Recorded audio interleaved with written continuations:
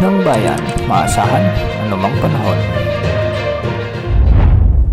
Magandang araw po sa ating lahat. Ngayon ay araw ng Lunes, August 18, 2025 at narito na ang latest update sa magiging lagay ng ating panahon. Sa kasalukuyan, nabuo na bilang bagyo ang binabantayan nating low pressure area sa hilagang silangan ng Batanes kahapon at isa na itong tropical depression. Pinangalan ito ng Pag-asa bilang Bagyong Waning at huli itong namataan sa layong 520 kilometers hilagang silangan ng Itbay at Batanes. Taglay nito ngayon ang lakas ng hangin na umaabot sa 45 kilometers per hour malapit sa gitna at pagbugsong umaabot sa 55 kilometers per hour.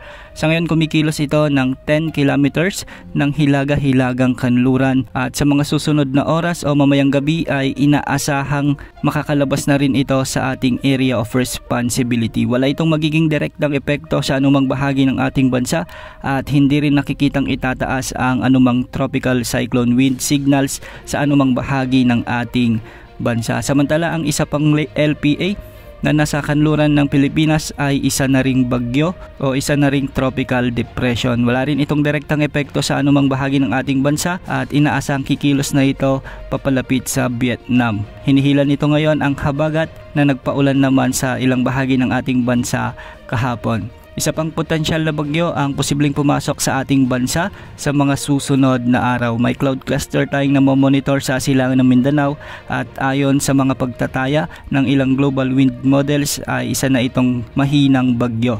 Kung sakali man na magkadire-diretso ang kanyang track ay inaasang papasok ito sa ating area of responsibility sa linggong ito. Papangalanan itong Bagyong Isang kung sakaling maging ganap na bagyo ito ayon sa kategorya ng Pag-asa.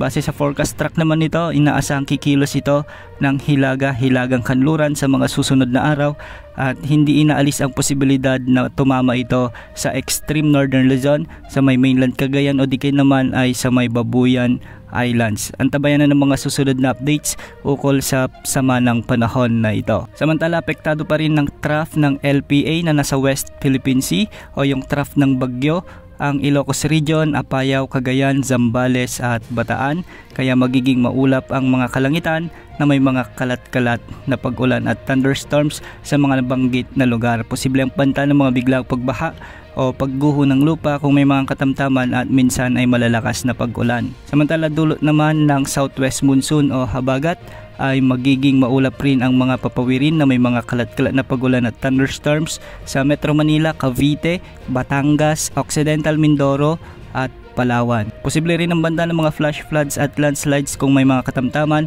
at minsan ay malalakas na pag-ulan. Para sa lalabing bahagi ng ating bansa ay magiging bagyang maulap hanggang sa maulap ang mga kalangitan na may mga tsansa ng mga kalat-kalat na pag-ulan at thunderstorms, dulot ito ng localized thunderstorms. Wala ring nakataas na gale warning sa anumang baybaying sakop ng ating bansa ngayong araw. Yan muna ang latest sa lagay ng panahon. Ito po ang weather update ng bayan, maasahan anumang panahon.